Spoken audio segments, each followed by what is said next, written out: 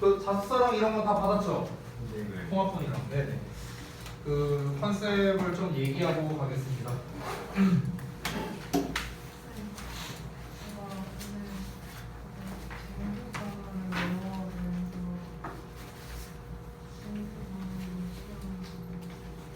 정규단원 시험을 봤다고요?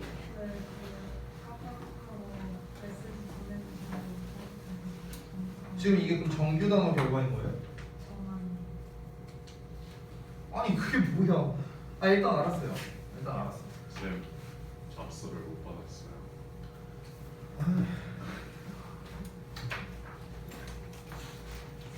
좀 한 번에 하면 안 되냐? 왜 이렇게 많아 잘 써봐. 못 받았어요. 전화가 못 받은 거 같구만 지금 보니까.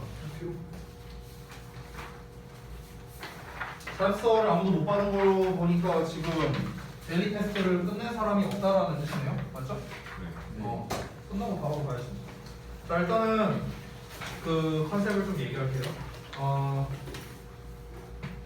제가 이제 그 반주점을 지난주에 이제 다시 한 이유가 뭐냐면 원래 금요일날 제가 이걸 얘기하려 했었는데 금요일날 좀 일이 생겨서 우리가 그때 수업을 못했죠. 그래서 오늘 지금 얘기를 해드리려고 합니다. 일단은 뭐 A반은 됐고 우리 B반 컨셉은 이겁니다. B반은요 아주 심플하게 말하면 모든 것 하나하나 로이쌤의 터치가 들어갈 거다입니다. 아주 심플합니다. 네. 그래서 일단은 진도 같은 경우는 지난번에 제가 내신 대비 했던 것과 비슷하거나 약간은 좀 천천히 할 거예요.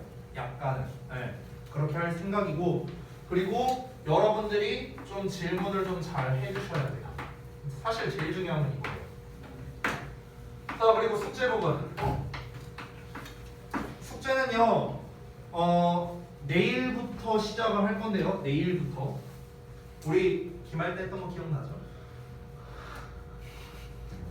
자 모르시는 분들도 있으니까 설명을 해드릴게요. 우리 여기서 이제 상혁이랑 선율이는 잘 모를 테니까 내일부터요. 숙제를 일정 범위를 매일매일 해서 저한테 카톡을 보내야 됩니다. 사진 찍어. 매일이에요. 매일. 근데 매일 하는 분량이다 보니까 제가 엄청 많이 주진 않을 겁니다. 한 30분 정도에 끝낼 수 있는 분량으로 주려고 해요. 되도록이면. 물론 이제 개인마다 차이는 있을 수 있겠죠. 나는 뭐 2시간 걸리고 누구는 30분 걸리고 이럴 수도 있겠죠. 이럴 수도 있는데 일단은 그렇게 할 생각입니다. 자, 왜 그런지도 이유를 말해줄게요.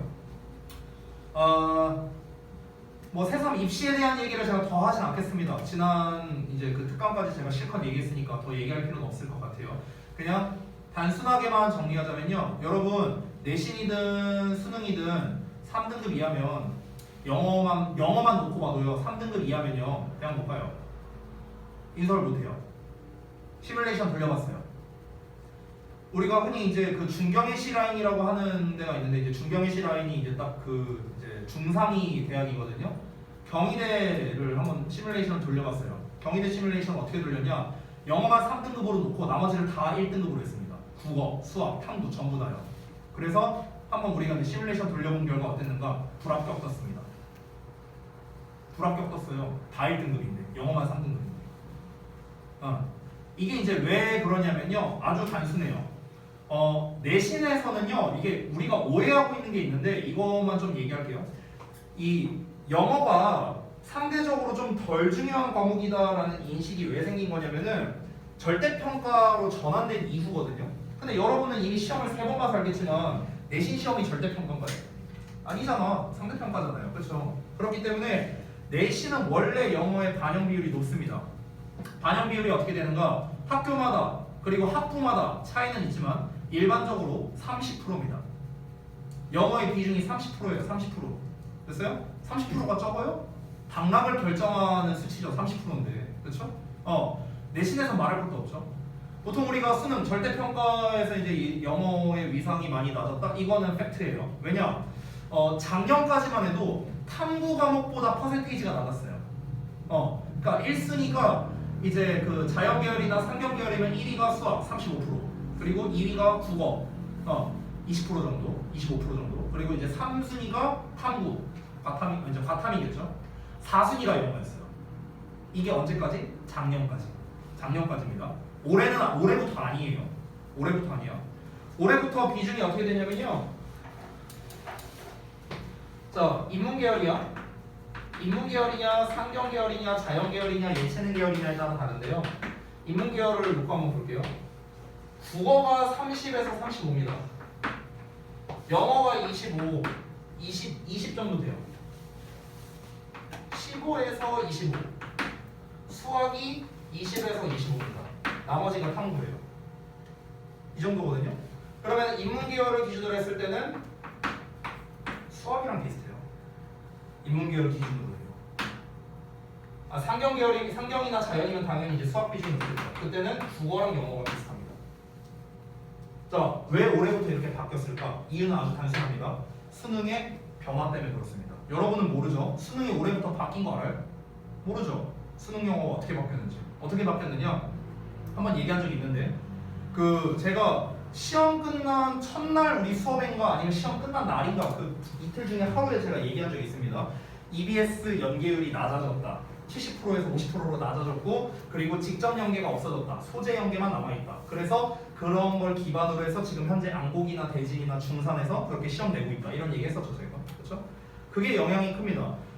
작년 수능 문제가요. 작년 수능이 그 1등급 컷이, 그러니까 1등급 비중이라고 해야겠죠? 90점 넘은 학생이 12%였어요.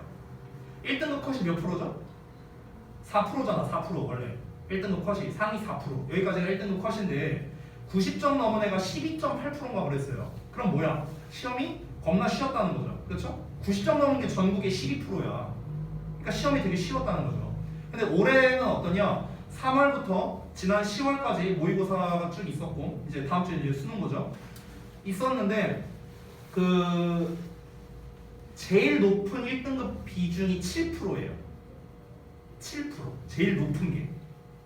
그럼 이 말이 뭐냐? 모의고사가 겁나 어렵다는 거죠. 왜? 직접 연계가 안 되니까. 됐어? EBS 백날 풀어봤자 연계가 안 되거든요. 됐어? 그러니까 수능 영어가 어려워졌다는 거예요. 쉽게 말하면. 그러니까 대학에서 어떻게 했겠습니까? 영어 절대평가인데도 변별이 되네? 비중 좀 올리자. 한 거야. 그래서 영어 좋아하는 학교가 대표적으로 어디냐? 한양대 경희대거든요. 여기가 영어 과목을 좀 좋아해요. 이 두 학교가. 그래서 영어 비중이 상당히 높습니다. 두 학교. 대표적으로. 그래서 우리가 시뮬레이션을 돌려본 거야. 11311 탈락. 그 11311 기준은 참고로 정시 기준입니다. 정시 기준. 학종이 아니에요. 학종이나 교과 아닙니다. 그리고 교과로 시뮬레이션을 돌려봤거든요. 올 2등급. 올 2등급으로 시뮬레이션 돌려봤거든요. 인서울에 있는 제일 낮은 대학교 라인에 넣어봤어요. 다 탈락이었어요. 다 탈락. 그러니까 1.7은 돼야 인서울을 갈 수 있다.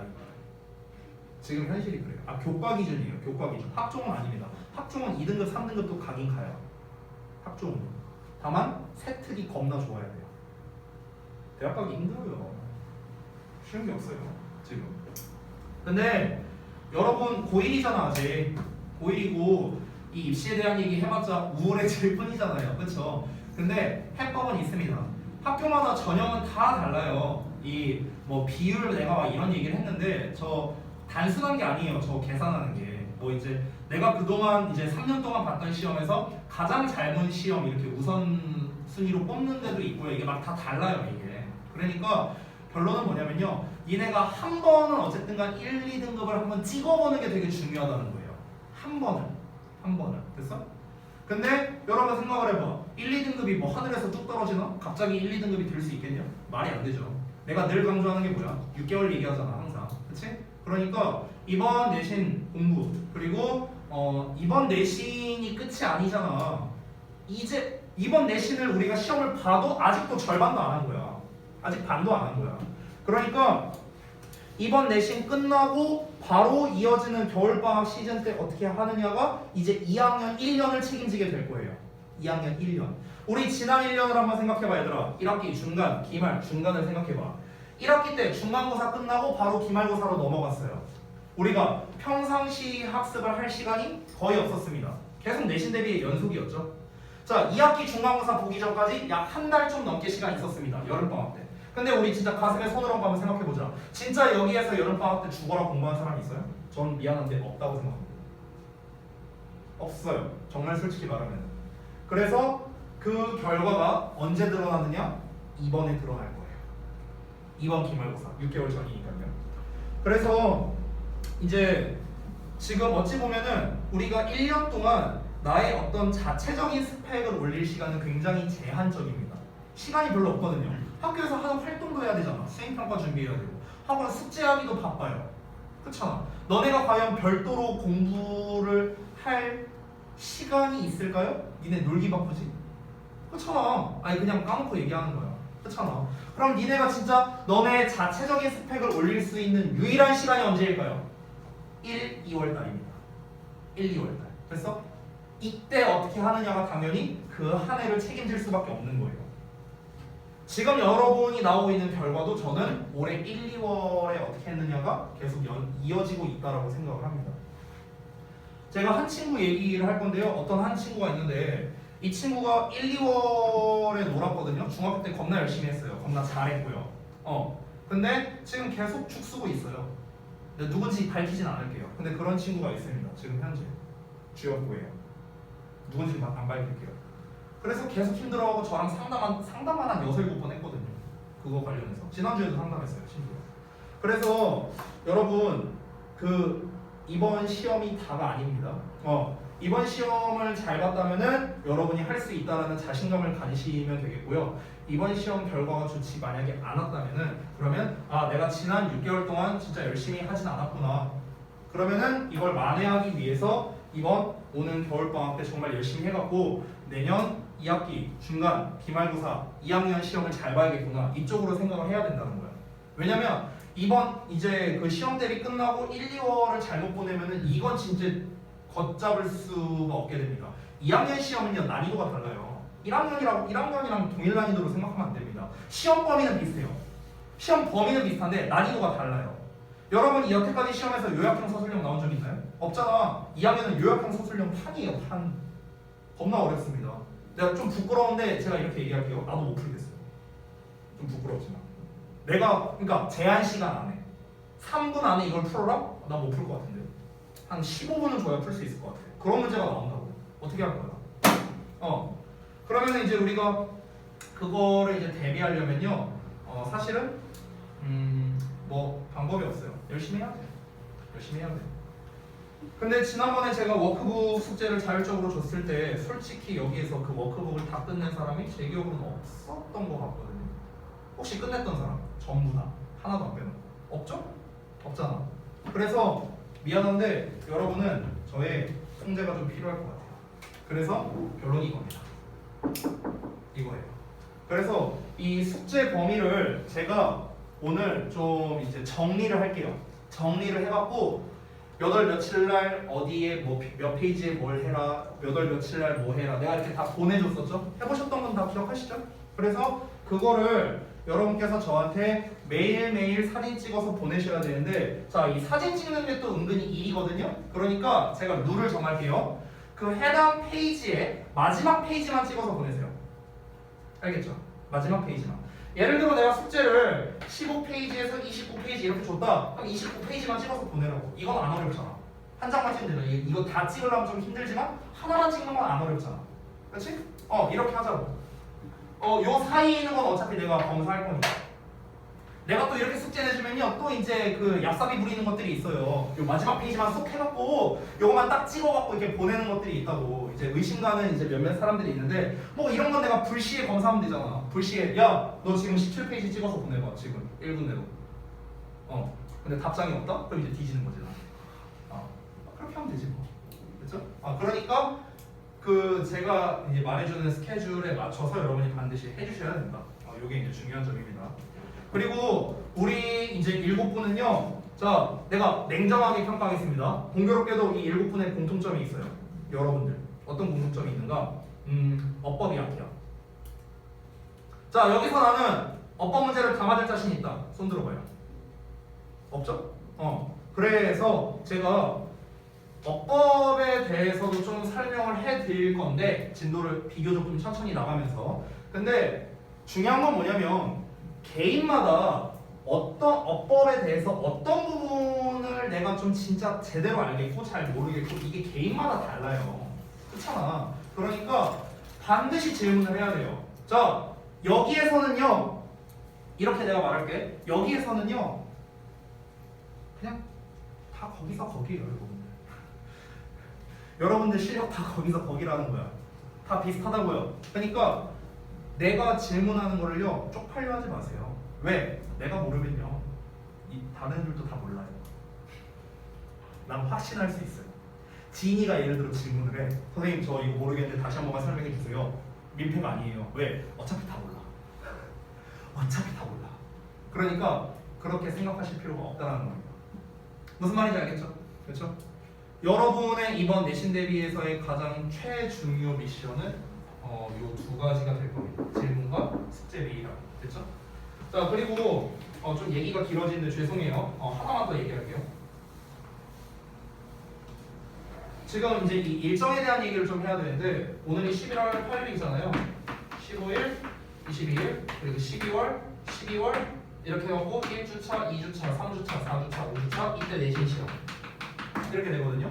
지금 일정이 이렇게 됩니다. 우리가. 자, 근데 문제가 뭐냐면 지금 현재 여러분이 지금까지 나온 진도가 교과서 10과 나왔고요. 그리고 19년 고1 9월 모의고사 6지문까지 나온 상황입니다. 맞죠? 몰라요? 뭐야, 씨 대답글이 없어. 맞지? 선율 맞지? 자, 이 상황이에요. 여기서 더 추가로 나올 수도 있겠죠, 당연히. 자, 그리고 또 한 가지 확실한 거는 이번 11월 모의고사가 나온다라고 학교에서 발표를 했다고 합니다. 확실하게 나온대요. 근데 어느 부분이 나올지 몇 지문이 나올지는 당연히 지금 알 수가 없죠. 아직 시험을 안 봤으니까. 근데 문제가 여기 있습니다. 이걸 잘 보세요. 11월 모의고사를 언제 보냐면요. 24일 날 보거든요. 수요일이에요. 우리 월급만이죠. 그렇죠? 자, 이게 문제가 어떤 게 발생하냐면 이 주에는 11월 모의고사 진도를 나갈 수가 없어요. 왜? 봐봐. 우리가 11월 이제 우리가 모의고사를 하려고 하면요. 자, 뭐가 필요한지 자료를 써볼게요. 자, 다음 장 필요하죠. 자습서 있어야 되고요. 워크북이 있어야 됩니다. 도식화해야 되고요. 데일리 테스트 해야 되고요. 변형 문제 있어야 돼요. 이게 제가 항상 내신 대비 때마다 여러분한테 만들어주는 자료들이죠. 그렇죠? 이거를 수요일날 시험을 보는데 이거를 이틀 만에 만들 수 있을까요? 아무리 날아도 이건 이틀 만에 못 만들어요. 아무리 날아도. 자습서 하나 만드는데 빠르면 3일입니다. 이거 하나 만드는데 빠르면 3일이에요. 빠르면. 왜냐면 지금 이 자습서를 만드는 과정이 이 기본 포맷이 있죠. 이런 거. 이 직역체, 의역체, 슬래시 하는 거 이 포맷을 일단 만들어서 우리 레스카항에 이제 이 자습 이런 거 그 작업 팀이 따로 있어요. 그럼 작업팀에 넘깁니다. 그럼 작업팀이 이제 이 부문 분석을 해요. 부문 분석을 다 끝내고 나면 다시 받아서 검수를 합니다. 틀린 게 있지는 않은지. 이 과정이 있단 말이에요. 오케이? 근데 이게 하루아침에 되는 거는 아니겠죠. 모의고사야 그 몇 지문이야? 26지문인데. 그렇잖아. 그게 하루 만에 되기는 어렵겠죠. 그래서 이거 단어장 자습서 나오는데 이미 3일 걸려요.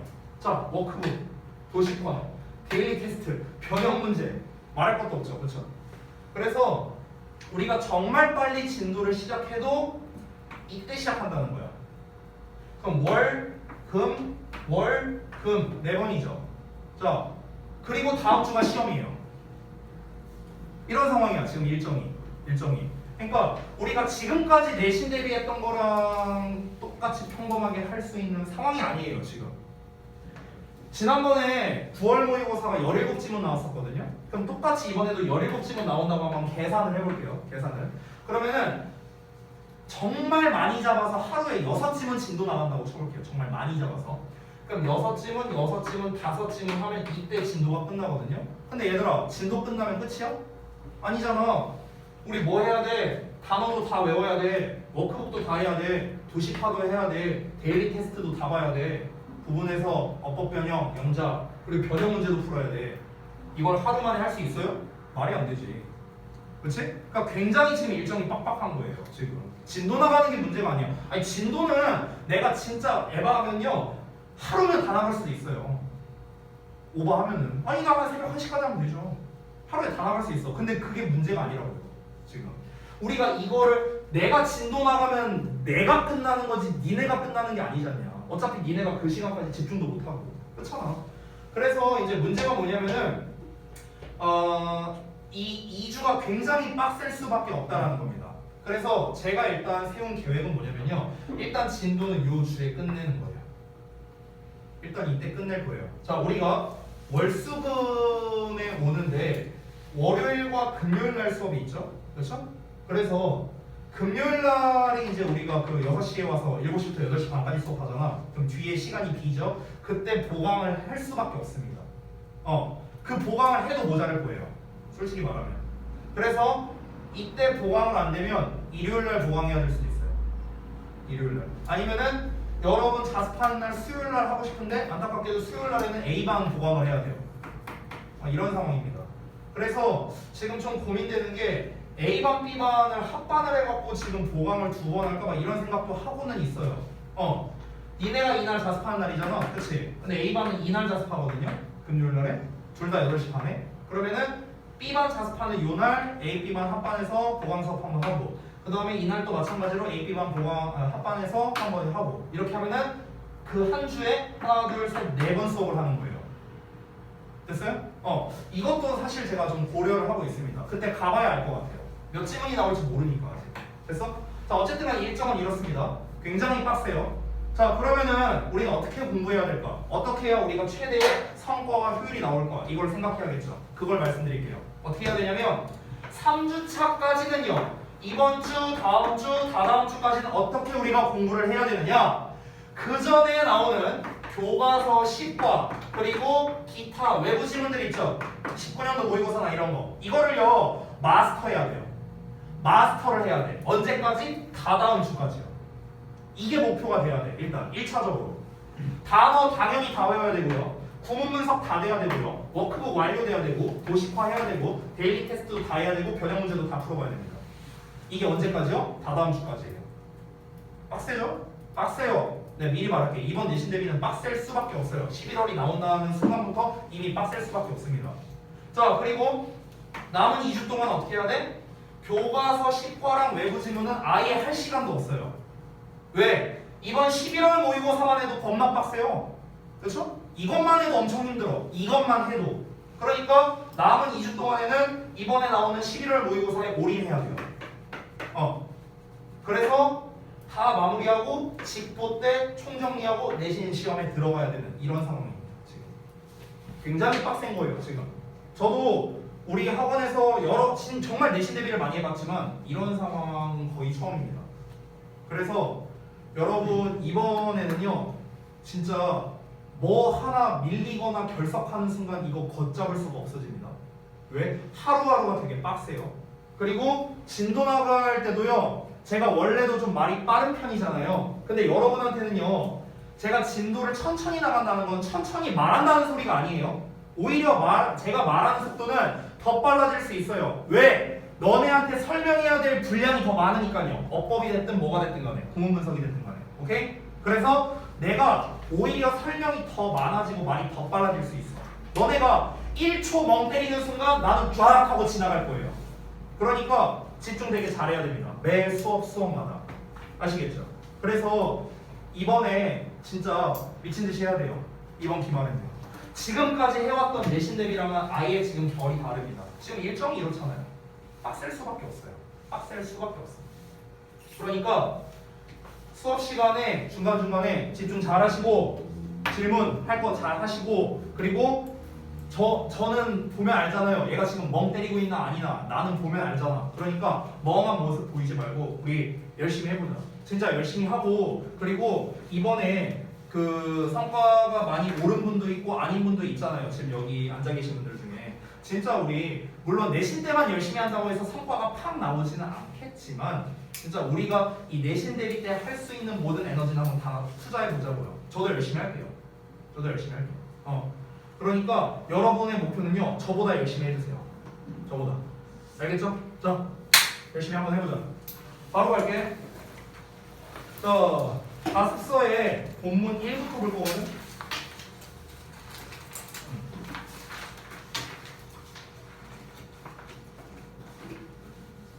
진도 나갈 때 어법을 위주로 제가 많이 설명할 거예요. 어법. 알겠죠? 그러니까 문법적인 사항도 많이 설명할 거고 얘가 이렇게 해석된다. 이런 거. 구문 분석이 이렇게 되는 걸 주의해라. 이런 거. 됐어요? 이런 거 위주로 설명할 거고 물론 커다란 내용에 대해서도 설명을 할 겁니다. 아시겠죠? 그래서 집중해서 잘 들어주시기 바랍니다. 자, 첫 문장부터 갈게요. 진도 다 나갔죠, 학교에서? 오케이. 자, 갑니다. Firefighter, 소방관인 Cassie Lessard는요 was busy rescuing people 이렇게 나왔습니다. 자, 여기서 수고가 하나 나왔는데 be busy ing라는 표현이거든요. 이게 그래서 be busy ing 뭐뭐 하느라 바쁘다라는 뜻이야. 여기에서는 ing형만 쓸 수 있어 얘들아. 다른 형태는 불가능하다. 알겠지? ing만 가능해요. 자, 그럼 뭐 하느라 바쁘다? rescue 하느라 바쁘다. rescue는 구출하다 라는 뜻이죠. 그래서 사람들을 구조하느라 바빴대. at a crash scene. scene이라는 거는 우리가 흔히 장면이라고 많이 해석하는데 현장이라는 뜻도 있습니다. 됐어요? 그래서 충돌 현장에서 사람들을 구조하느라 이 소방관인 캐시 레서드가 바빴답니다. 왜? 뭐 할 때? 그가 봤을 때 한 부상당한 아이를 봤을 때.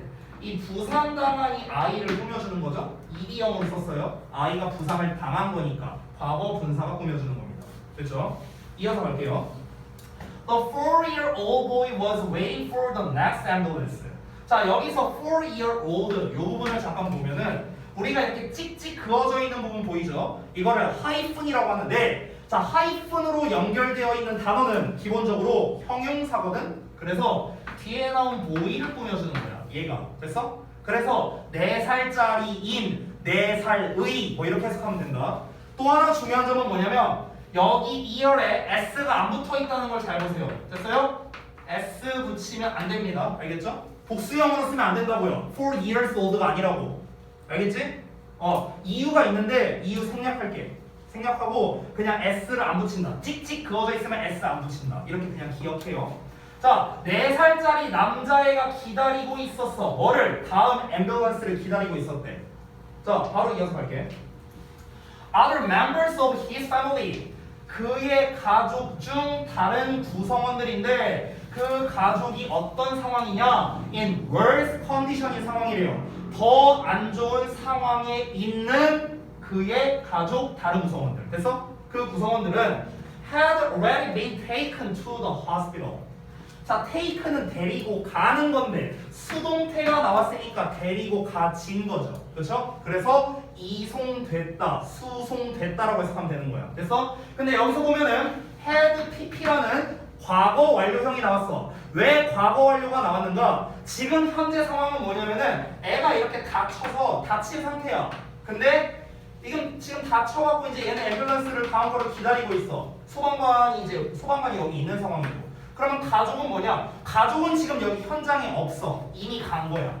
됐어? 그러면은 요 시제, 애가 기다리고 있다라는 요 시제랑 가족들이 떠났다라는 이 시제를 비교해 보면은 가족이 먼저 떠났잖아. 먼저 수송된 거잖아. 그렇지?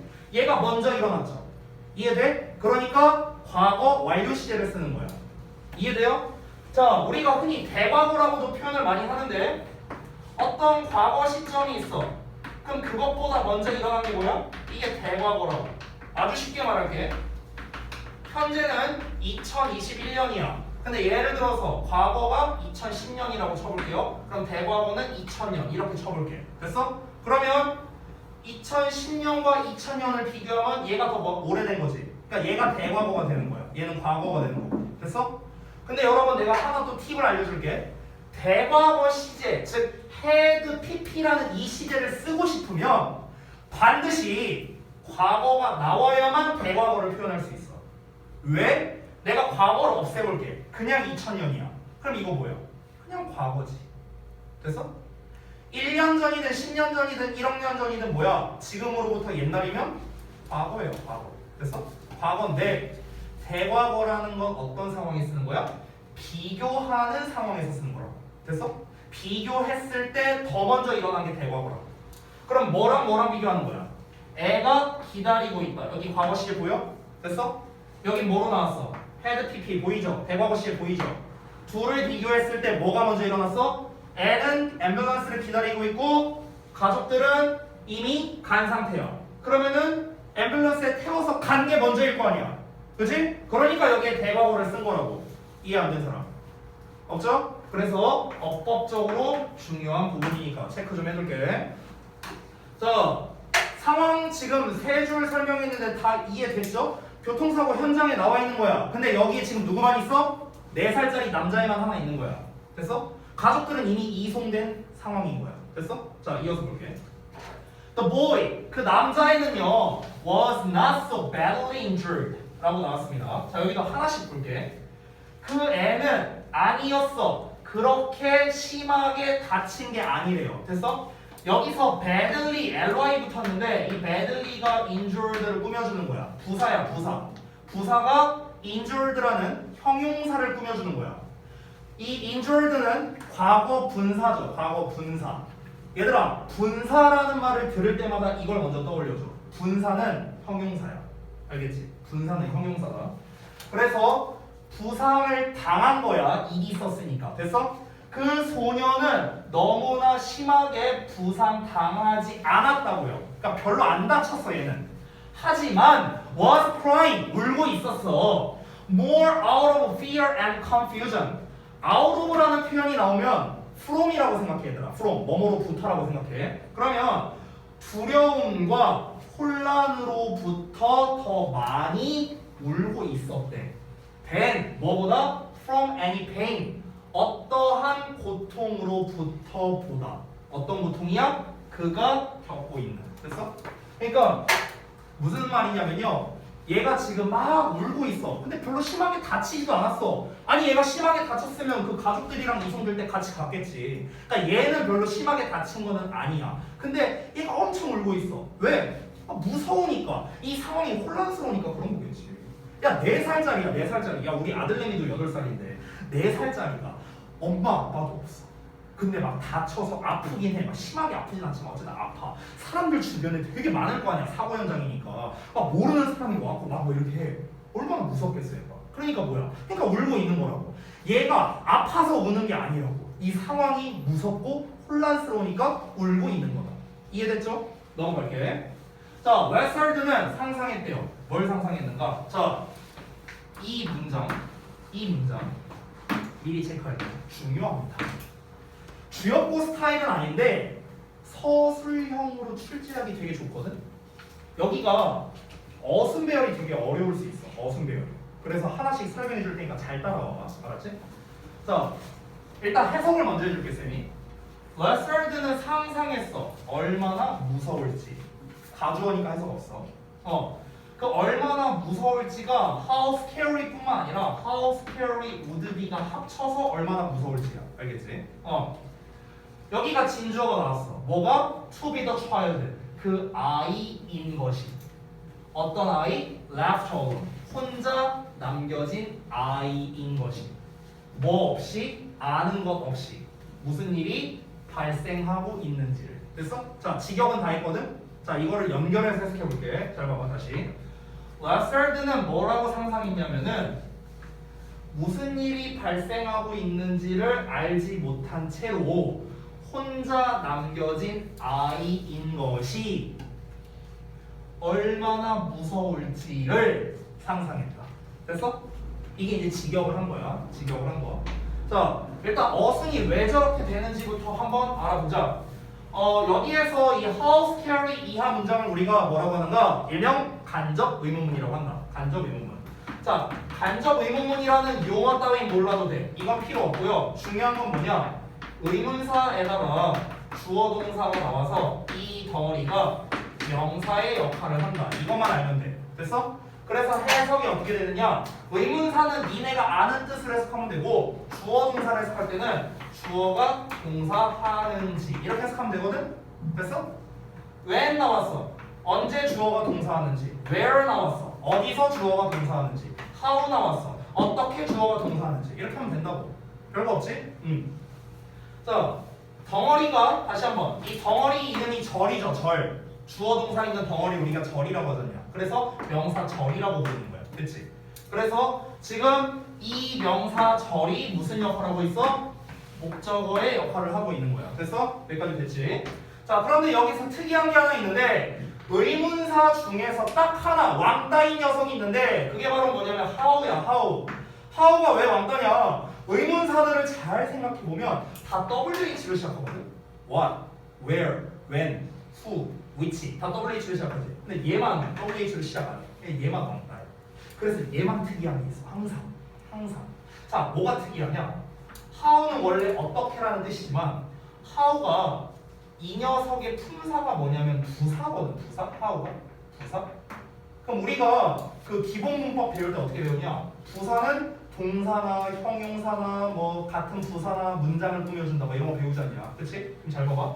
얘가 부사다 보니까 형용사나 부사를 꾸며줄 수 있어. 이렇게 꾸며줄 수 있어. 근데 이때는 how가 어떻게 해석이 되냐면은 어떻게가 아니라 얼마나라고 해석이 돼. 얼마나. 어떻게가 아니라. 오케이? 이거는 이거 생각하면 돼. how가 어떻게라는 걸 여기서 모르는 사람은 없을 거야. 그치? 자, 얼마나로 해석되는 게 뭐냐? How much is it? 이거 생각하면 돼. How much is it? 그거 얼마예요? 우리 이렇게 해석하잖아. 그치? 그때 how much잖아. much. 형용사 나왔잖아. 그러니까 우리가 얼마예요? 라고 해석하는 거죠. 됐어? 그러니까 how 뒤에 형용사나 부사 나오면 뭐다? 얼마나로 해석이 되는 거야. 얼마나. 됐죠? 그럼 잘 봐봐. 어떻게가 아니라 얼마나 무서운지 이렇게 해석이 되는 거야. 됐지? 여기서 비동사와 scary가 합쳐지면 해석이 scary는 무서운, 비동사 scary 하면 무섭다야. 됐어? scary 무서운, be scary는 뭐라고? 무섭다라고. 됐어? 근데 how가 합쳐졌으니까 얼마나 무서운지 이렇게 해석이 되는 거지. 뭐 하는지 아까 해석 알려줬지? 얼마나 무서운지. 근데 would가 붙었으니까 얼마나 무서울지 이렇게 해석이 되는 거야. 됐어? 내가 잘라서 다 해석해줬다. 여기까지 해석하면 뭐라고요? 얼마나 무서울지. it은 가주어니까 해석 없고. 됐냐? 자, 다시 한번 어순이 어떻게 된다? 의문사의 주어 동사가 기본이거든. 그래서 how라는 의문사가 나왔는데 얘가 지금 형용사 scary를 꾸며주고 있지. 그래서 이 한 덩어리를 그냥 편의상 의문사라 생각하면 돼. 얘가 얘 꾸며주고 있으니까. 그럼 뒤에 어떻게 나와야 돼?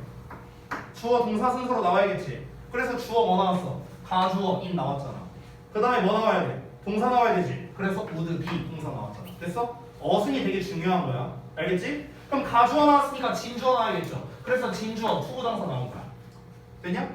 자, 그럼 네모가로 하는 것이 얼마나 무서울지를 레서드는 상상했다. 됐어? 이게 큰 틀이야. 다시 한번 네모가로 하는 것, 뭐뭐 하는 것, 이게 투부정사 해석이잖아. 네모가로 하는 것이 얼마나 무서울지를 레서드는 상상했다. 얼마나 무서울지를 목적어니까 를 붙여야지. 됐냐? 됐어? 자, 근데 투부정사 여기가 해석이 헷갈릴 수 있는데 to be the child야. 야, be는 뭐뭐이다라는 뜻이잖아. 그치? 그래서 내가 아까 해석 어떻게 했냐? I인 것. 됐어? 이렇게 해석했단 말이야. I인 것. 그럼 I인 것인데 어떤 아이야? 혼자 남겨진. leave가 떠나다라는 뜻도 있고 남기다라는 뜻도 있거든. 이거의 과거분사 left가 쓰여서 남겨진으로 해석되는 거야. 혼자 남겨진 아이인 것이 얼마나 무서울지를 레서드가 상상했다. 됐냐? 다 잘라서 해석해줬다. 여기 이제 해석 못하면 안 된다. 오케이? 됐죠? 다음 넘어갈게. 이어서 간다. He took a moment. 자, 그는 잠시 시간을 가졌답니다. take a moment 하면 시간을 가지다예요. 잠깐, 찰나의 시간을 가지다. 자, 어떤 시간이냐? 바로 할 시간이야. 됐어? 바로 할 시간인데 to think about이니까 뭐뭐에 대해 생각할 시간. 됐어? 뭐에 대해 생각하냐? about은 전치사잖아. 전치사 뒤에 뭐 와야 돼? 명사 와야 될 거 아니야. 명사. 그래서 이 네모가로라는 명사 절이 온 거야. 명사 절. 됐어? 자, what he could do. 그가 무엇을 할 수 있는지 또 간접 의문이야. 의문사 주어 동사. 됐어? 주어가 동사하는지 지금 what 나왔으니까 무엇을 he 그가 could 할 수 있는지 되냐? 똑같이 해석된다. 그가 무엇을 할 수 있는지 대해 생각할 시간을 가졌다. 됐냐? 됐어? 자, 뭐 하기 위해서? comfort 하기 위해서. 자, 이 comfort는 편안하게 해주다 라는 뜻이야. 편안하게 해주다. comfortable 이란 단어 알지? comfortable. comfortable이 뭐야? 편안한이잖아. 그치? 그럼 comfort가 동사야. 편안하게 해주다. 됐냐? 그러면 누구를 편안하게 해줘? distressed child를요. distressed가 child를 꾸며주는 거거든? 그럼 distressed는 뭐냐? 그냥 스트레스 받는이야. 스트레스 받는. 됐어? 이기니까 스트레스를 당하는 거니까. 자, 그러면 스트레스를 받는 아이를 편안하게 해주기 위해서 그가, 즉 그 소방관 레서드가 무엇을 할 수 있는지에 대해 생각할 시간을 가졌다는 거야. 됐어? 어렵지 않죠? 지금 얘는 되게 극도로 불안해하고 있을 거 아니야. 아니 지금 가족들도 없고 다쳐갖고 막 혼란스럽고 무서워 와 하면서 막 울고 있어. 그래서 소방관이 이제 생각을 해본 거야. 내가 만약 지금 저 애 상황이라면 어떨까? 이렇게 생각을 한 거야. 그랬더니 한번 좀 어떻게 좀 해봐야겠다. 저 아이를 달래주기 위해서 어떻게 해볼까? 이제 고민을 하는 거야. 됐지? 이어서 간다. Then 그리고 나서 he took out his smartphone. 자, 그가 그의 스마트폰을 딱 꺼냈고 그리고 played for the boy. 그 소년을 위해 플레이 시켜줬어. 틀어줬어. 뭘 틀어줬냐? cheerful animation. 그러니까 신나는 뭔가 이게 기운나게 해주는 애니메이션인데 얘가 해피 피트라고 불리우는 그런 애니메이션이래요. 네, 실패했네요. 뽀로로 틀어줬어요. 내 사람이 해피 피트가 뭐야? 근데 재밌는 게 뭔지 알아? 댄싱 펭귄이래. 뽀로로 아니냐? 뽀로로 미국 명칭이 혹시 해피피시냐? 이건 나도 모르겠다. 아무튼가. 자, 그러면 작은 화면에서 춤추고 있는 펭귄들이 펭귄들이니까 뽀로로는 아니겠네. 펭귄들이 calmed the boy down. 그 소년을 가라앉히게 했다. 진정시켰답니다. 자, 여기 잠깐만 볼게요. calmed down이라고 이렇게 연결되어 있죠. 자, 이런 걸 우리가 이어동사라고 불러요. 또는 부동사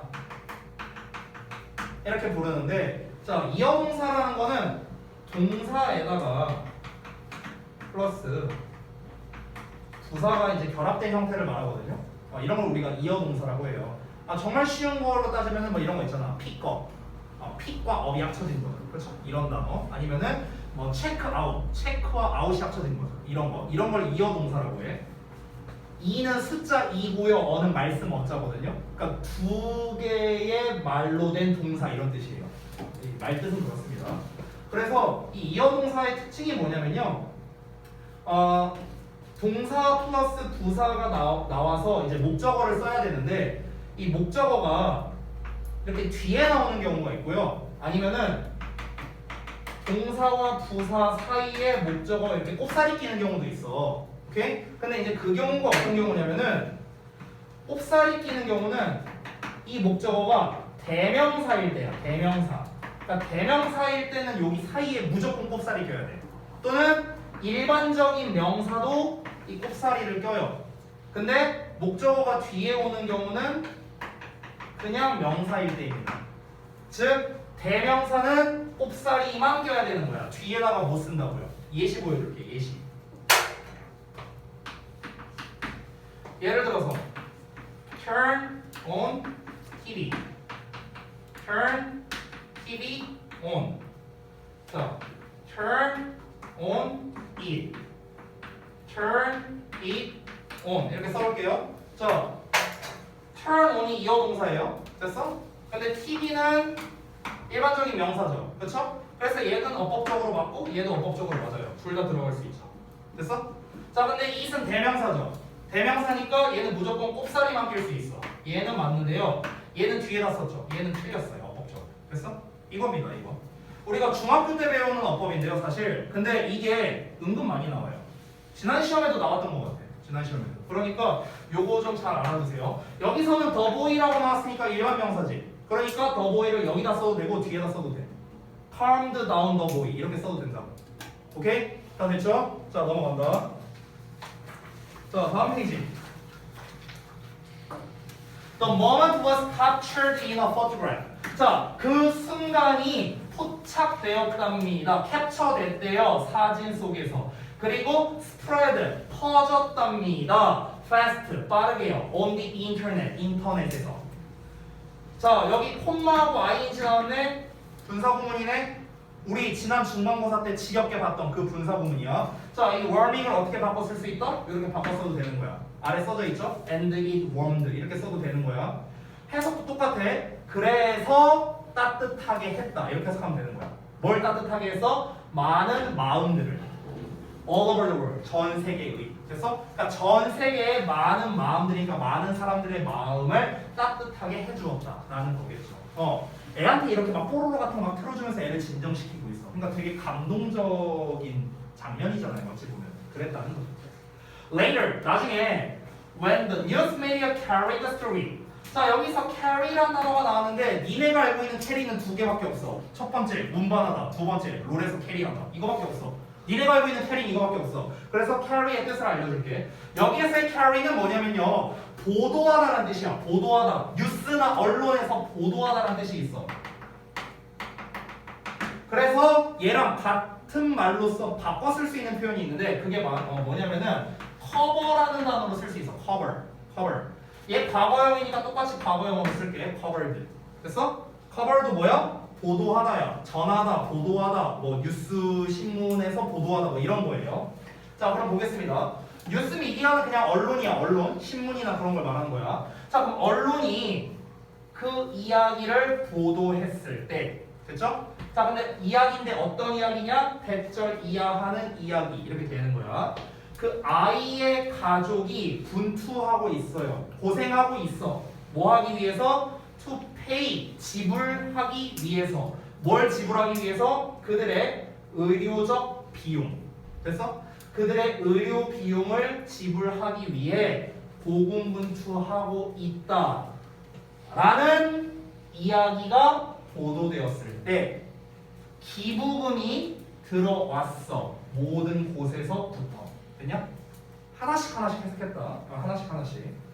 그러니까 지금 온 가족이 지금 다 사고 당한 거잖아. 그렇잖아. 근데 이제 그런 감동적인 장면을 봤어. 그래서 이제 나중에 언론에 뜬 거야. 얘네가 막 이제 그 치료비 못 내갖고 고생하고 있다. 그러니까 사람들이 여기저기서 막 기부금을 주는 거죠. 자, 그 소방관의 kindness가 친절함이 worked a small miracle.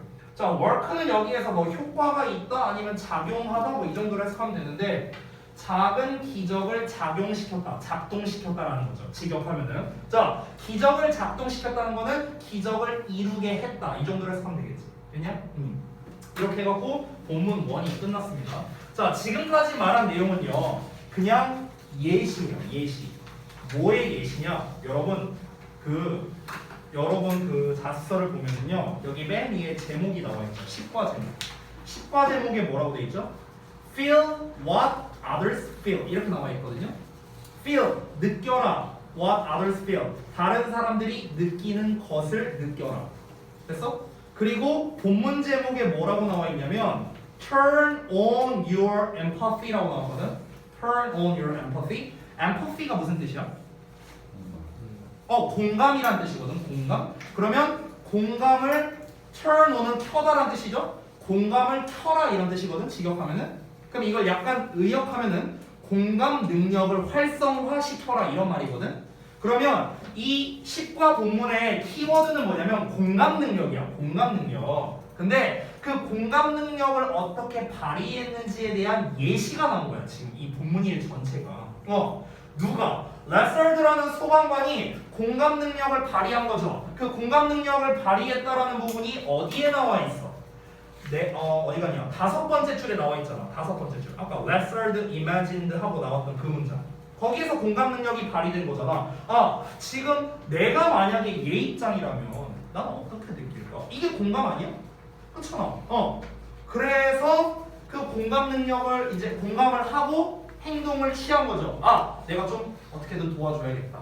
그래서 행동을 했고 많은 사람들을 감동을 준 거잖아요. 그렇죠? 그러니까 이 글에서 전체적으로 하고 싶은 말은 공감 능력을 통한 어떤 행위가 어떤 영향을 주는지 이거를 보여주고 싶어서 이 예시를 든 거예요. 이해됐죠? 됐어? 참고로 쌤이 미리 좀 말할게. 미리 말하면 이 본문에 공감과 관련된 파생어가 3개가 나오거든요. 본문에 다 나와요. 뭐라고 나오냐? 일단은 empathy가 나와. empathy. 이게 명사로서 공감이라는 뜻이거든. 그리고 또 뭐가 나오냐면요. empathy 나와. empathy. empathy는 공감하는 이야. 형용사로. 그리고 또 뭐가 나오냐면요. empathize라는 표현이 나와. empathize. 이건 동사야. 공감하다. 됐어? 이 세 가지가 본문에 다 나와요. 다 나와. 이 세 가지를 다 알아야 되고 안 나오는 단어인데 공감이라는 뜻을 가진 애가 있거든. 본문에 한 번도 안 나왔어. 근데 같은 뜻을 가진 단어가 뭐냐? sympathy라는 단어가 있어. sympathy. 이것도 공감이라는 뜻이 있어. 공감. 됐어? 이거를 좀 분석해서 니네 암기를 좀 도와주자면 여기에 단어의 공통점을 보면 패스라는 단어가 있거든. 패스? 이 패스가 뭐냐면요. 한자로 표현하면 이거야. 이거. 이게 뭐야? 아씨, 쫑구나. 마음이 심자잖아. 아이씨. 마음이란 뜻이거든. 패스가 마음. 됐어? 근데 여기서 임이 붙었잖아. 임. 이 임이 뭐냐면 인이란 뜻이거든. 그러니까 어떤 마음 하나 안에 있다라는 거예요. 즉 선율이의 마음과 내 마음이 하나의 안에 있다고 똑같이 생각한다. 공감. 됐어? 이런 의미가 되는 거예요. sympathy라는 표현이 나왔죠. sympathy. 이 sy이 뭐냐면요. same이란 뜻이거든. same. 똑같으냐 마음이 똑같다고. 그래서 공감이란 뜻이 되는 거예요. 됐어?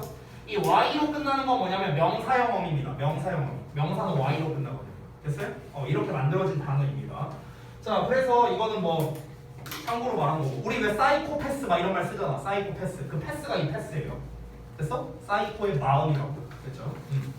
자, 그래서 이제 첫 번째 본문 1에서 예시를 쭉 봤습니다. 어떤 아이에 대해서 공감 능력을 발휘한 소방관 레서드의 예시였고요. 이 예시를 통해서 전 세계의 많은 사람들에게 감동을 줬다라는 게 주된 내용이었습니다. 됐죠? 자, 다음 내용으로 넘어갈 건데, 자, 우리 잠시 쉬었다 할까요? 좀 힘들 테니까 좀만 쉬었다 합시다.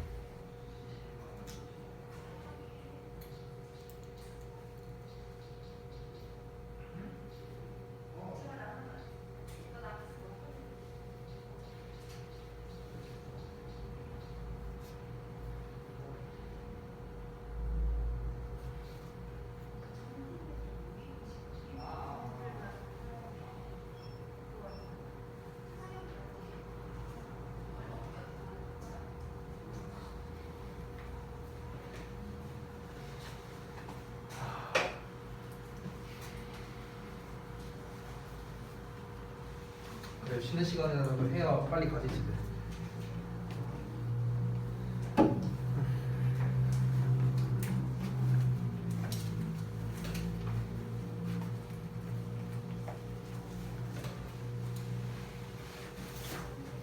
상혁이 지금 뭐 결제하고 있어갖고.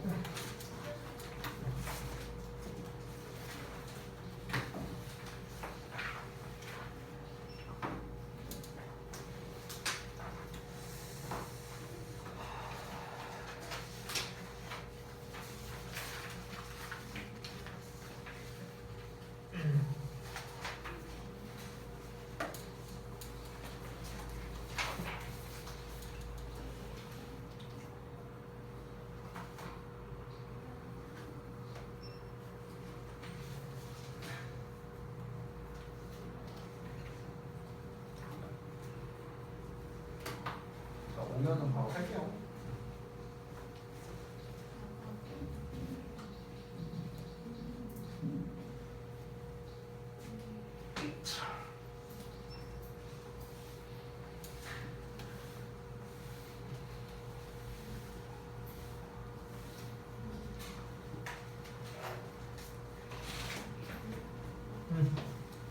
자, 하던 거 멈추고 답서 본문 2 보겠습니다.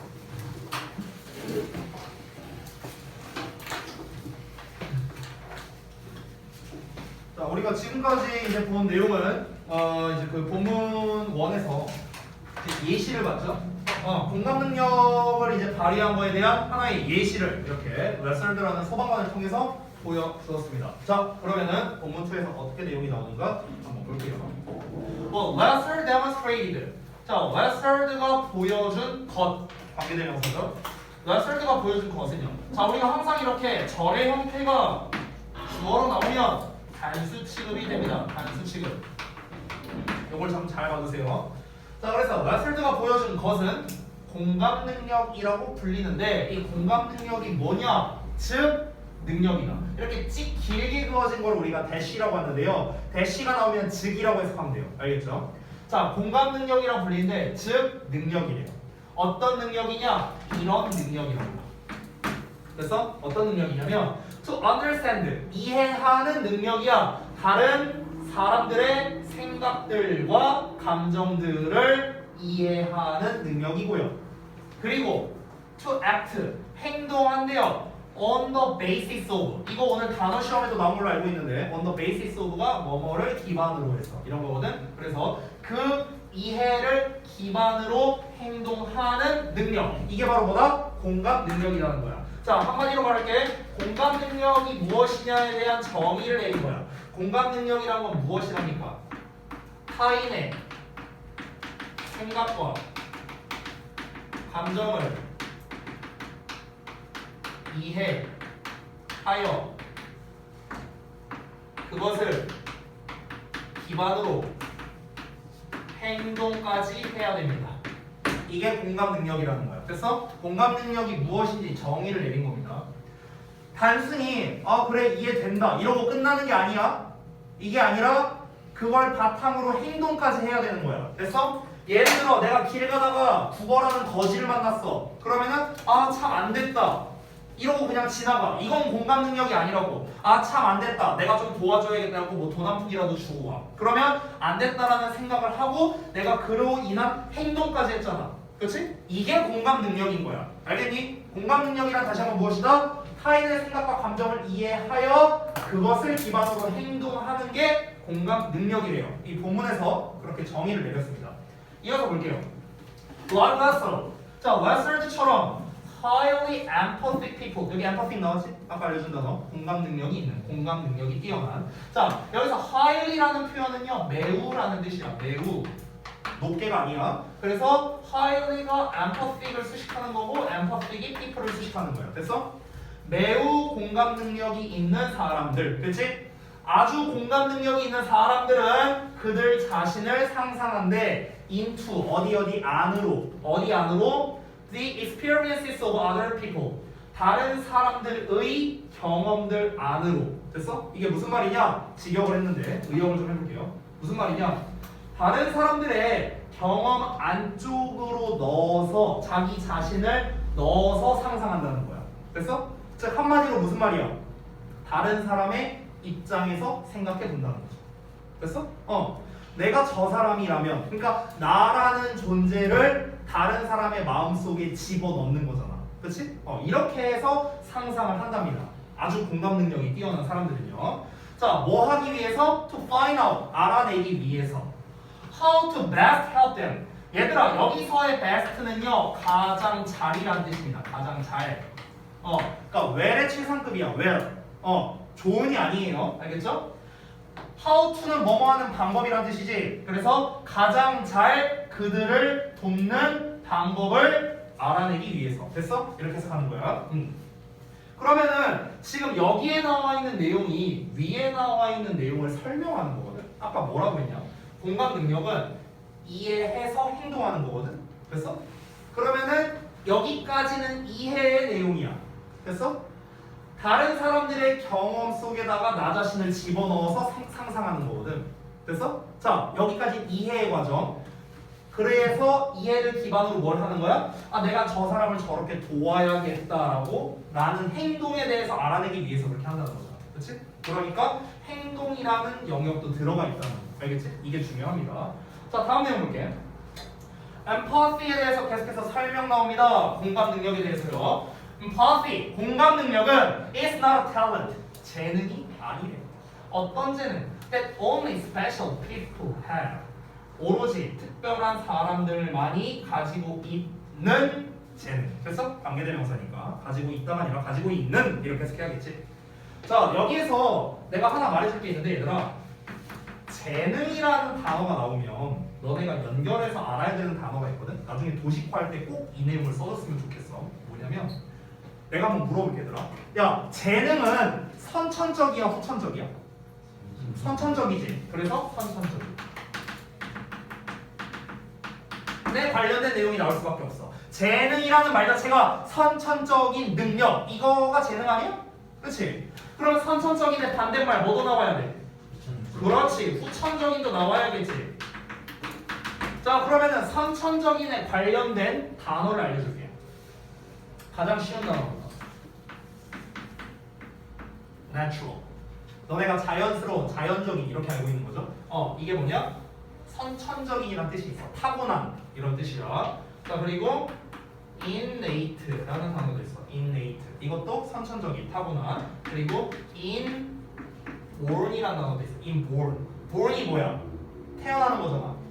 in 안에서 태어나는 거거든. 직역하자면요. 그러니까 태어날 때 이미 안에 있는 거야. 그래서 선천적인 이런 뜻이 되는 거야.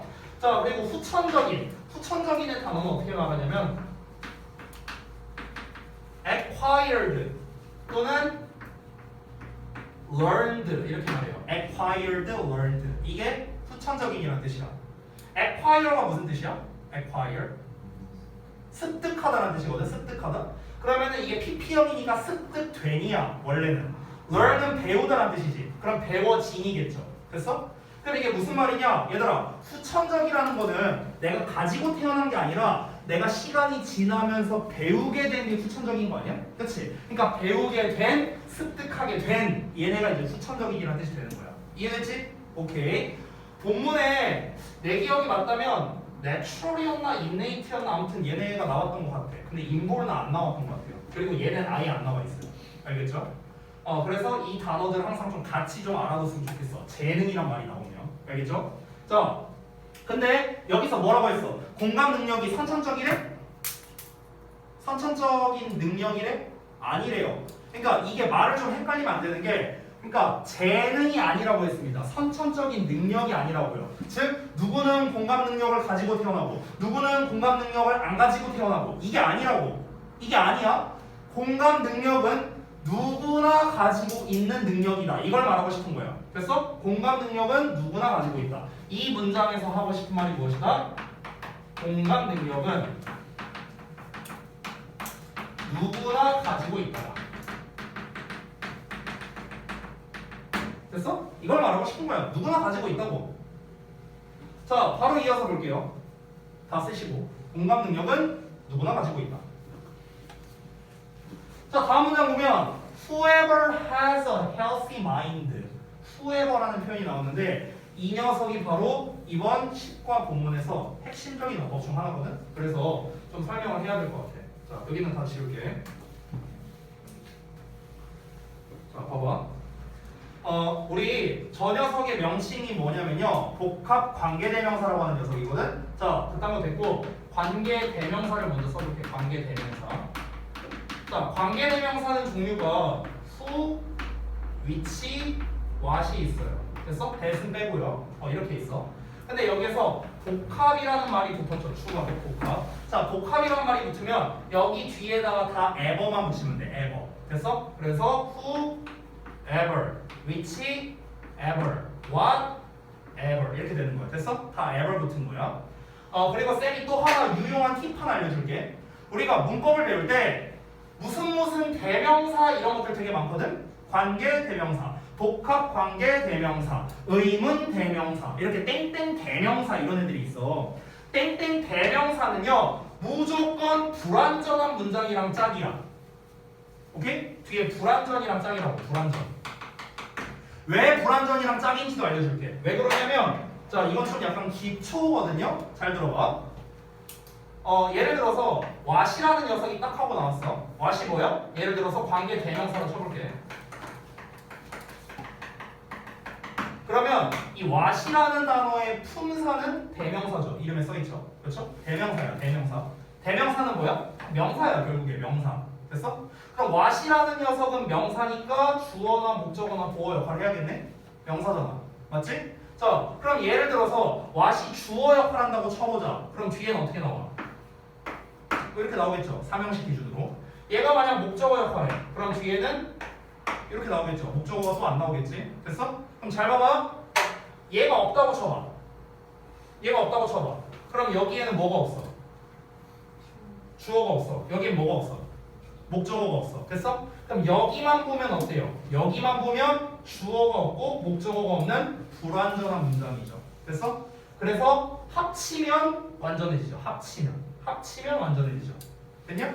그래서 땡땡 대명사로 끝나는 말은 무조건 불완전한 문장이 나올 수밖에 없는 거야. 왜? 얘가 주목보 중에 하나의 역할을 하니까. 그러니까 뒤에는 그 주목보 중에 하나가 빠져야지. 얘가 이미 그 역할을 하고 있으니까. 이해됐지? 오케이. 이해 혹시 안 되는 사람? 없냐?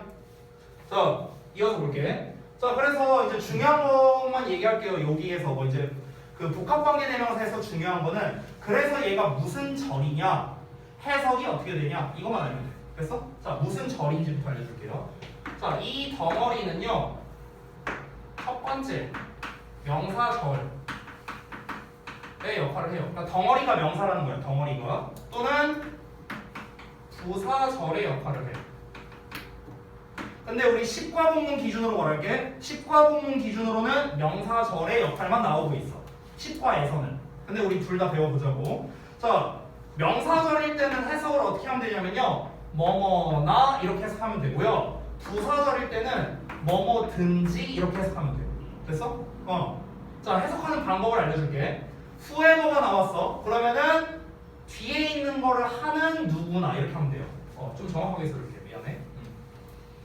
뭐뭐 하는 뭐뭐나 뭐뭐 하는 뭐뭐든지 이렇게 되는 거야. 됐어? 정확하게. 그러니까 뭐뭐 하는 누구나 뭐뭐 하는 어느 것이나 뭐뭐 하는 무엇이나 됐어요? 이렇게 되는 거고 뭐뭐 하는 든지 이 부사절을 해석할 때는 뭐뭐 하는 누구든지 뭐뭐 하는 어느 것이든지 뭐뭐 하는 무엇이든지 됐어? 이렇게 해석이 되는 거야. 됐죠? 그래서 이제 명사절, 부사절 그리고 각각의 해석법까지 알려줬습니다. 여기까지는 복합 관계대명사의 기본을 알려준 거고 중요한 건 이거지. 그래서 얘가 시험에 어떻게 나와요? 첫 번째, 두 번째. 그래서 우리가 어떻게 풀어야 돼요? 이게 중요한 거잖아. 그걸 알려줄게.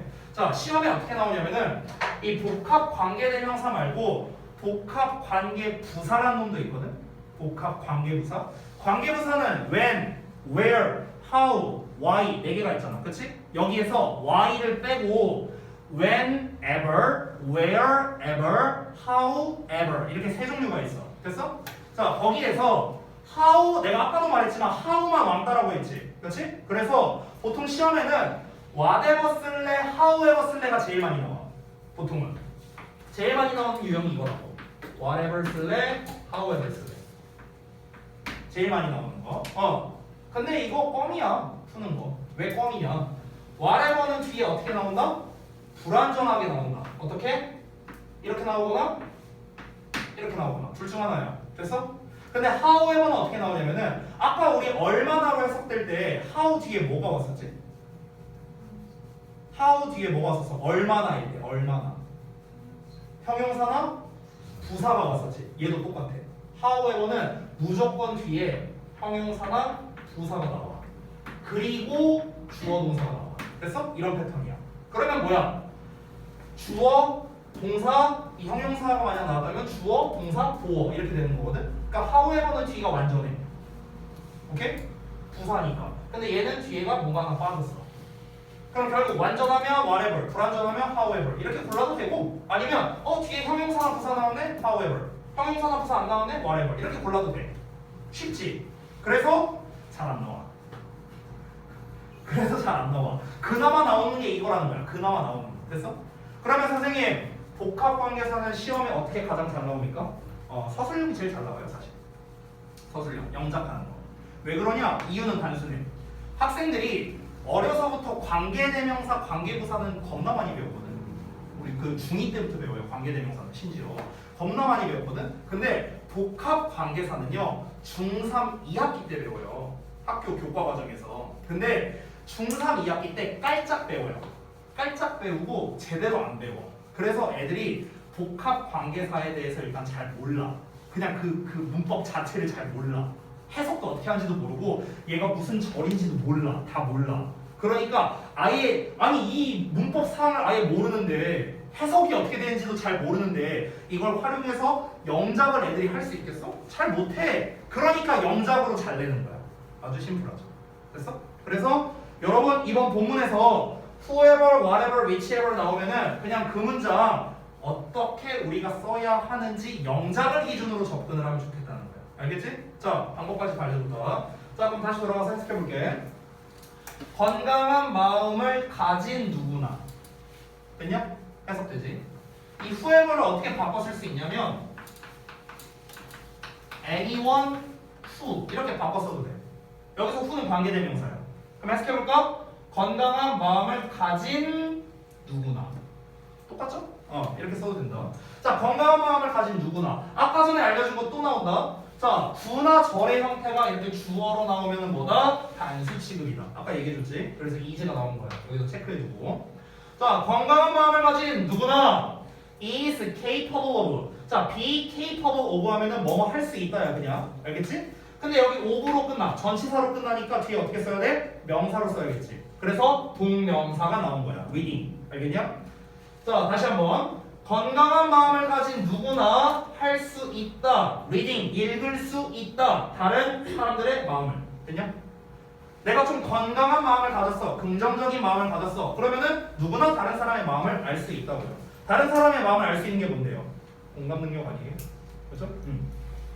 It's only a matter of a degree. 그것은 그저 a matter of a degree는 그냥 뜻을 알려주세요. 이 degree가 정도라는 뜻이거든요. matter는 문제 또는 차이 이런 뜻이야. 그래서 그것은 그저 정도의 문제일 뿐이다. 정도의 차이일 뿐이다. 이렇게 되는 거야. 자, 여기에서 내용일치에서 낚시로 낼 수 있는 요소가 있는데 잘 들어보세요. 자, 무슨 말이냐?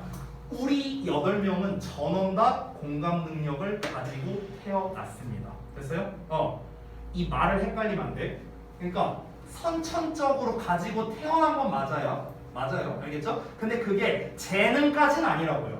재능까지는 아니라고. 누구나 갖고 있는 거라고. 누구나 갖고 있는데 다만 차이는 뭐냐? 공감 능력을 얼마나 잘 발휘하냐, 잘 발휘를 못하냐, 그냥 정도의 차이라고. 됐어? 이걸 수치화한다면 예를 들어서 뭐 세훈이는 공감 능력이 100이야. 그래서 막 되게 잘 공감해줘. 근데 나는 공감 능력이 1이야. 그래서 뭐 이해는 하는데 뭐 자주 내가 공감 능력을 발휘하지 않아. 뭐 이 정도의 차이라는 거야. 됐어? 근데 나도 공감 능력이 1이라서 그렇지 없는 건 아니라고요. 누구나 있다고. 누구나. 됐어? 그 얘기 하는 거야. 그리고 솔직히 말하면 저 공감 능력 좀 떨어지는 것 같아요. 나 사이코패스 아닌가 막 이런 생각 한 적도 있었던 것 같기도 해. 예전에는 한번 그런 일이 있었어. 예전에 그 친한 친구가 있는데 강남역에서 이제 둘이 이렇게 걸어가고 있었어. 근데 거기에서 진짜 이렇게 구걸하는 사람이 있었어. 근데 내 친구가 하는 행동과 내가 하는 행동은 정반대였어요.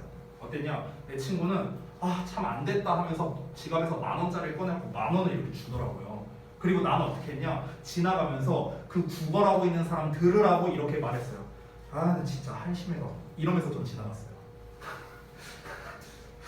그러니까 둘이 완전 반대야. 그래서 지하철역 내려가면서 얘기를 했지. 야, 너는 왜 불쌍한 사람한테 그러냐? 뭐가 불쌍하냐? 아니, 본인이 요즘에 할 일이 얼마나 많은데 일도 안 하면서 돈만 받는 주제에 그게 뭐가 불쌍하냐? 한심한 거지. 저는 그랬거든요. 저는 로또를 제외하고는 불로소득은 저는 좀 극혐해서요. 네, 노동도 안 하는 주제에 돈을 벌겠다고? 이거 그냥 너무 그냥 인생 막 사는 거 아닌가? 아니 내 마인드가 그런 거예요. 내 마인드가. 네, 네. 좀 그런 거 같아요. 네, 넘어갈게요. 자, 보겠습니다. 이어서 볼게요. Modern Neuroscience, 현대 신경과학은 tells us, 우리에게 말해줍니다. 뭐를? 대절을 말해주는데 우리는 모두 태어났습니다. 뭘 가지고? 공감 능력을 가지고요. 그리고 exercise, 운동하다 아니에요. 발휘하다라는 뜻입니다. 그것을 발휘합니다. 즉 공감 능력을 발휘합니다. all the time, 항상. 됐어? 우리 모두다. 우리 모두 공감 능력을 선천적으로 가지고 태어났고요. 우리는 항상 공감 능력을 발휘합니다. 다만 정도의 차이일 뿐이다. 오케이? 그러니까 저도 마찬가지예요. 제가 아까 전에 그 불로소득하는 그 거지를 극혐했지만 사실 제가 2년 전까지만 해도 꾸준히 기부를 했었거든요. 제가. 그럼 내가 기부를 한 게 내가 돈이 남아 돌아서 기부를 했겠어요? 아니죠. 공감 능력이 있었으니까 기부를 한 거예요. 근데 그 기부하다가 좀 사기당해갖고 그 이후로 안 합니다. 자, 아무튼간 넘어갈게요. 자, 여러분 여기에서 한번 내용 좀 끊자. 자, 왜 끊었냐면요. 여기서부터 내용이 바뀌어요. 내용이 바뀌어. 자, 지금까지 말한 내용을 정리하자면은 공감 능력이라는 것은 뭐랄까 이제 공감 능력의 정의에 대해서 얘기를 한 거죠. 그러니까 공감 능력이라는 거는 아까 내가 여기다 썼다시피 뭔가 다른 사람의 마음을 이해해서 그것을 기반으로 실천하는 능력으로 사람 모두 다 가지고 있지만 정도의 차이가 있다. 이렇게 정리할 수 있겠죠. 됐어? 그러니까 지금까지 한 내용은 이거예요. 근데 지금부터 얘기하는 거는 공감 능력을 발휘할 때 어떻게 작용이 되느냐에 대한 좀 더 구체적인 설명입니다. 거울 뉴런이라는 개념이 나오거든요. 그래서 그 부분을 좀 볼게요. 자, 1990년에 뭐 여기 어쩌고 저쩌고에 의해서 이끌어진 신경과학자의 한 팀이 있는데요. 얘네가 made a historic discovery. 자, 여기서 만들다라고 하지 말고요. 그냥 하다라고 해석하세요. 그래서 역사적인 발견을 했답니다. while 뭐 하는 동안에? 모니터링 하는 동안에. 그 원숭이의 뇌를 이제 추적 관찰하고 있는 동안에 역사적 발견 하나를 했대요. 내용이 이제 갑자기 바뀌었죠. 이어서 가볼게요. What they discovered. 야, 또 나왔어. 왓절이 주어야. 어떻게? 단수 취급. 또 나왔지? 지금 3번 나왔다 지금까지. 중요하고요. 그들이 발견한 것. 그들이 발견한 것은 was mirror neurons. 자, 거울 뉴런이래요. 건이 또 기댄다. 기대지 마. 자, 거울 뉴런이야. 우리의 뇌 속에 있는 거울 뉴런인데 이 대절에서 중요한 부분 하나 체크할게. 어디냐면 run이야, run. run이 왜 중요하냐면 잘 봐봐 얘들아. 지금 이 대절이 누굴 꾸며주고 있어? 화살표가? 여기 미러 뉴런즈를 꾸며주고 있다는 거 보이죠? 화살표로. 그렇지? 근데 지금 이 녀석을 이제 우리가 선행사라고 하죠. 선행사. 근데 선행사가 복수형이죠. S 붙었잖아. 그렇지? 그래서 동사 원형을 쓴 거야. 복수형 동사 쓴 거야. 브레인 꾸며주는 거 아니야? 브레인 꾸며주면 S 붙여야죠. 단수니까. 됐어? 브레인 꾸며주는 거 아니야. 뇌 꾸며주는 거 아니야. 거울 뉴런들을 꾸며주는 거야. 거울 뉴런들. 알겠지? 이런 거 실수하지 말자고. 충분히 나올 만해요. 어법으로. 다시 한번. 자, 가동시킨다는 뜻이거든요. 원은요. 활성화시킨다, 가동시킨다 이런 거야.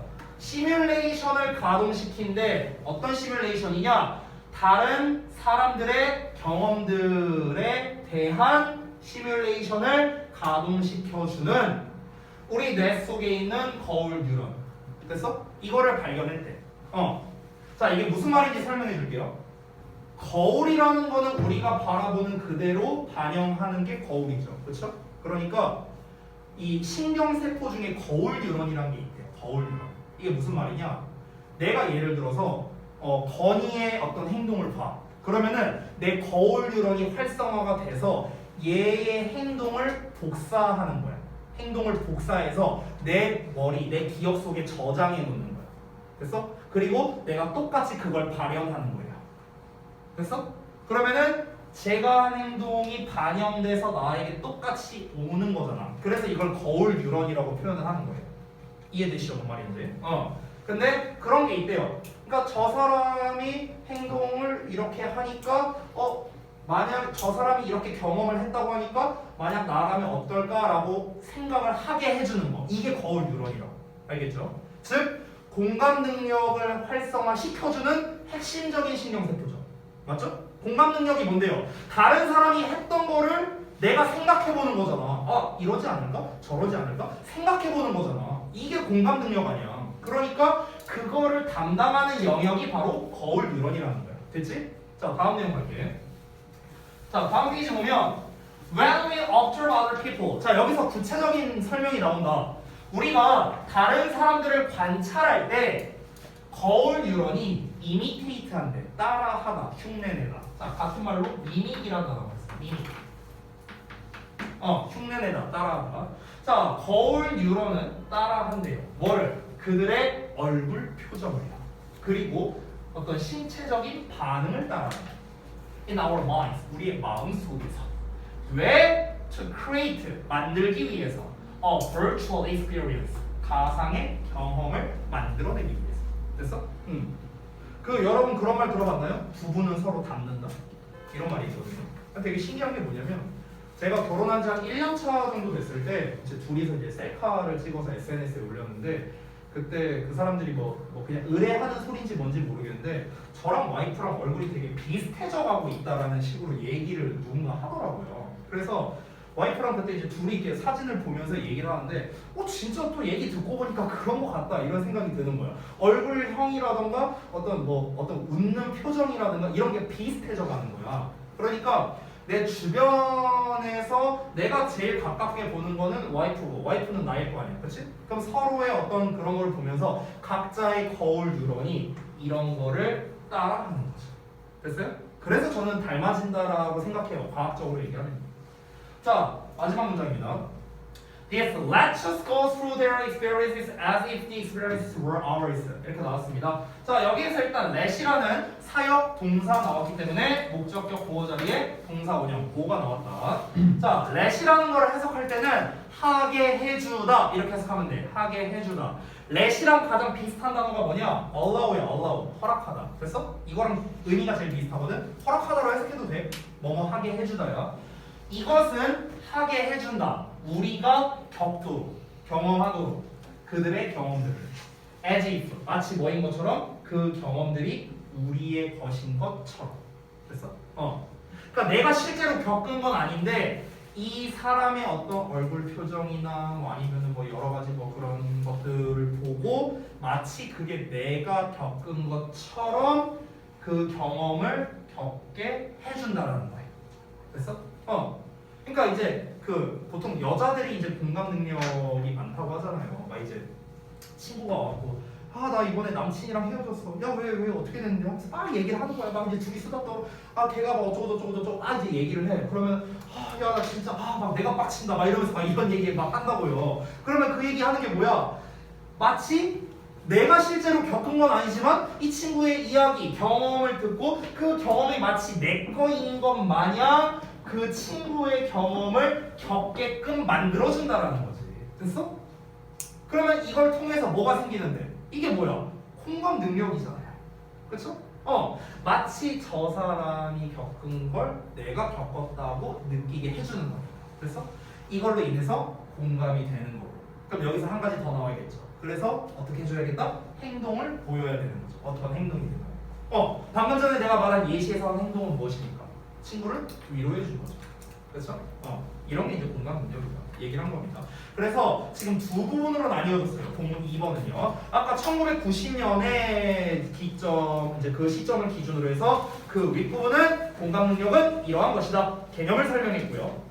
그 뒷부분은 거울 뉴런에 대해서 좀 더 과학적인 설명을 했습니다. 왜 우리가 공감을 할 수 있는가? 우리 인간에게는 모두 거울 뉴런이 있기 때문이다. 그렇죠? 이 얘기를 했습니다.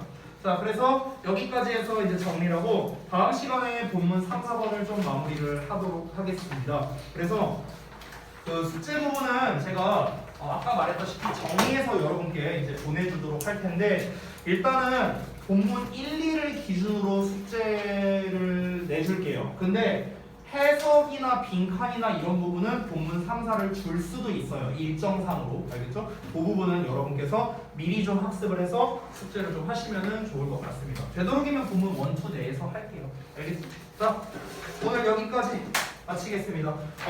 테스트가 이제 마무리가 안 되신 분들이 있을 텐데 이게 좀 공교롭게도 오늘 제가 그 회의가 좀 있어요. 그 선생님들이랑 원장님이랑 회의가 좀 있어갖고 그래서 오늘 좀 남아서 여러분이 그 테스트를 다 마무리를 못할 것 같아서 그 12시 안으로 마무리할 수 있죠? 어차피 자습 다 있으니까 12시 안으로 마무리해서 저한테 보내시기 바랍니다. 내가 먼저 카톡 보내갖고 야 안 보내냐 또는 단톡방에다가 빨리 보내라 이 소리 없어. 알겠지? 너네들은 알죠? 그리고 대신에 내가 한 가지 약속 하나는 해줄게요. 우리 그 기존에 B반 시험 봤던 것들이 있죠? 대신에 그거는 제해줄게요. 대신에 원래 내신 기간에도 보기로 했죠. 그때 지인이만 통과한 시험 있었잖아. 그거는 내가 제해줄게요. 이거 조음이랑 번이는 모르는 거야. 어쨌든 간 그러니까 대신에 지금 내신 대리 하는 거 잘 하자고. 알겠지? 오늘 못한 거 12시 안으로 마무리해야 돼. 페널티 써야 되는 거 재윤이. 알겠지? 그거까지 포함해서. 오케이. 고생했어. 지인아 뭐 뒤에 문제 없는 거? 네.